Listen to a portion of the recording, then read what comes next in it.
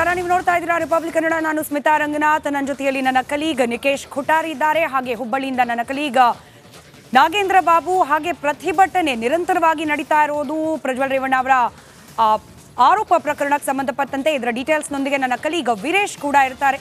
ಎಲ್ಲ ಪ್ರಮುಖ ವಿದ್ಯಮಾನಗಳನ್ನು ಗಮನಿಸ್ತಾ ಹೋಗೋಣ. ಅದಕ್ಕಿಂತ ಮುಂಚೆ ಈ ಕ್ಷಣದ ಹೆಡ್ಲೈನ್ಸ್. ರಾಜ್ಯದಲ್ಲಿ ಪ್ರಜ್ವಲ್ ಪೆನ್ ಡ್ರೈವ್ ಕೋಲಾಹಲ. ಹುಬ್ಬಳ್ಳಿಯಲ್ಲಿ ಕೈ ಕಾರ್ಯಕರ್ತರ ಹೈಡ್ರಾಮಾ. ಕುಮಾರಸ್ವಾಮಿ ಕಾರಿಗೆ ಮುತ್ತಿಗೆಗೆ ಯತ್ನ.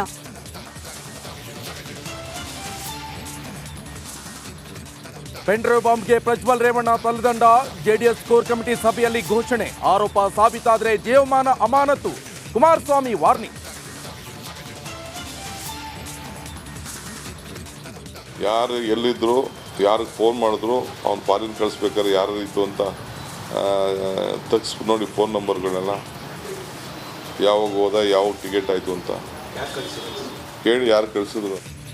ಪೆನ್ ಡ್ರೈವ್ ಹಿಂದೆ ಮಹಾನಾಯಕನ ಕೈವಾಡ. ಕುಮಾರಸ್ವಾಮಿ ಹೊಸ ಬಾಂಬ್. ವಿದೇಶಕ್ಕೆ ಪ್ರಜ್ವಲ್ನ ಕಳಿಸೋದು ಹೇಗೆ ಕೇಳಿ. DCM DKShi challenge.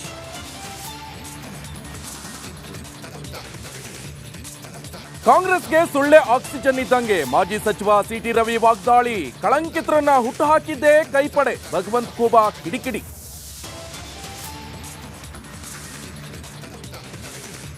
ಸಂಸದ ಶ್ರೀನಿವಾಸ್ ಪ್ರಸಾದ್ ಅಂತ್ಯಕ್ರಿಯೆ. ಮೈಸೂರಿನಲ್ಲಿ ಬೌದ್ಧ ಧರ್ಮದ ಸಂಪ್ರದಾಯದಂತೆ ಅಂತ್ಯ ಸಂಸ್ಕಾರ.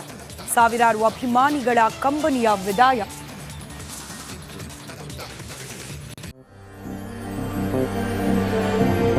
ನನ್ನ ನೆಲದ ಭಾಷೆಯು ದೂರ ಬಲು ದೂರ.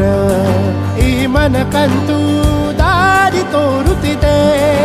ಆ ಭಾಷೆಯದೇ ಬೆಳಕು ಬೆಳಕುವ ಬೆಳಕು ಬೆಳಕುವ. ದೂರ ಎಷ್ಟೇ ಹೋಗಿ ಈ ಭಾಷೆಯಿಂದ ದೂರವಾಗಲಾರಿರಿ. ವಿಮಲ್, ನಮ್ಮ ಭಾಷೆ ಕೇಸರಿ.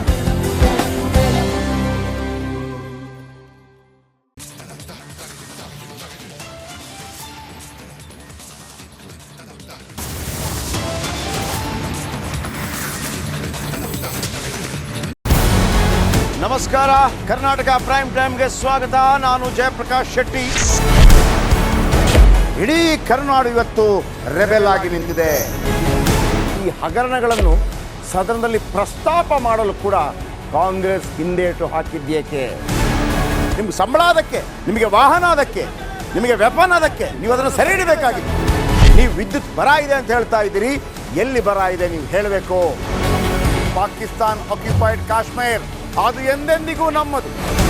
40 ಮೆಷಿನ್ಗಳು ತಂದಿತ್ತು ನೋಟ್ ಎಣಿಸುವುದಕ್ಕೆ, ಅದೇ ಹಾಳಾಯಿತು. ಮಥುರಾದ ಗಲಾಟೆ ಇದೆಯಲ್ಲ, ಅದು ಸ್ಥಳೀಯವಾಗಿ ಕೂತು ಪರಿಹರಿಸಬಹುದಾದಂಥ ಕಾನೂನಿದೆ. ಗ್ಯಾರಂಟಿ ಯೋಜನೆಯಿಂದ ನಷ್ಟ ಆಗಿದೆ, ಲಾಭ ಆಗಿದೆ, ದಯವಿಟ್ಟು ಹೇಳಿ. Dawood Ibrahim most wanted criminal ಯಾವಾಗಾದ ಅಂದರೆ ಇಲ್ಲಿ ತನಕ ಭಾರತ ದೇಶದಲ್ಲಿ ಓರ್ವ ದಲಿತ ಪ್ರಧಾನಿಯಾದಂಥ ಇತಿಹಾಸವೇ ಇಲ್ಲ.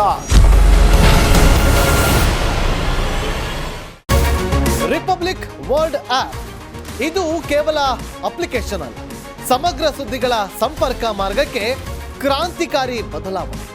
ರಿಪಬ್ಲಿಕ್ ವರ್ಲ್ಡ್ ಆಪ್ ಕೇವಲ ಸುದ್ದಿ ಅಪ್ಲಿಕೇಶನ್ ಅನ್ನ ಪರಿಚಯ ಮಾಡ್ತಾ ಇಲ್ಲ, ಬದಲಾಗಿ ಡಿಜಿಟಲ್ ಸುದ್ದಿ ಬಳಕೆಯ ಹೊಸ ಯುಗಕ್ಕೆ ನಾಂದಿ ಹಾಡ್ತಾ ಇದೆ.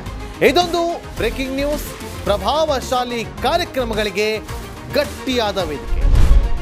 ರಿಪಬ್ಲಿಕ್ ವರ್ಲ್ಡ್ ಅಪ್ಲಿಕೇಶನ್ ಈಗ ಲೈವ್ ಆಗಿದೆ.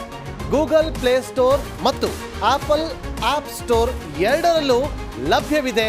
ಈಗಲೇ ಡೌನ್ಲೋಡ್ ಮಾಡಿ.